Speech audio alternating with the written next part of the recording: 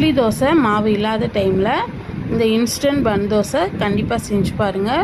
ரொம்ப சூப்பராக இருக்கும். இதுக்கு 1 கப் அளவுக்கு ரவை எடுத்திருக்கேன், 3/4 கப் அளவுக்கு தயிர், 1/2 கப் தண்ணி, இது 3 சேர்த்துட்டு நல்லா கலந்துக்கலாம். நல்லா கலந்துட்டு இதை ஒரு 10 நிமிஷம் மூடி போட்டு அப்படியே விட்டுருங்க.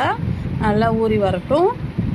நல்லா ஊறினதுக்கப்புறம் ஒரு மிக்ஸி ஜாரில் நம்ம ஊற வச்சுருக்க இந்த ரவை எல்லாத்தையும் சேர்த்துட்டு இன்னும் ஒரு 1/2 கப் அளவுக்கு தண்ணி ஊற்றி அரைச்சிக்கலாம். கொஞ்சம் குறைன்னு அரைச்சிக்கோங்க, ரொம்ப ஃபைனாக அரைக்க வேணாம். இதை ஒரு பவுலுக்கு மாற்றிக்கலாம்.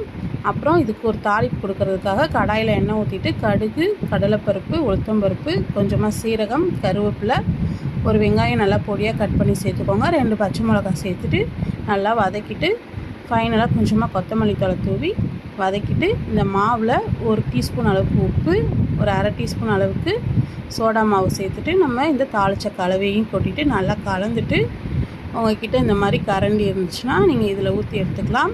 இல்லைன்னா ஆப்பச்சட்டியில் கூட நீங்கள் ஊற்றி எடுத்துக்கலாம். ரொம்ப சூப்பராக வரும். கண்டிப்பாக ட்ரை பண்ணிவிட்டு எப்படி இருந்ததுன்னு சொல்லுங்கள். பிடிச்சிருந்தா லைக் பண்ணி சப்ஸ்கிரைப் பண்ணிக்கோங்க, ஃபாலோ பண்ணிக்கோங்க. தேங்க்யூ.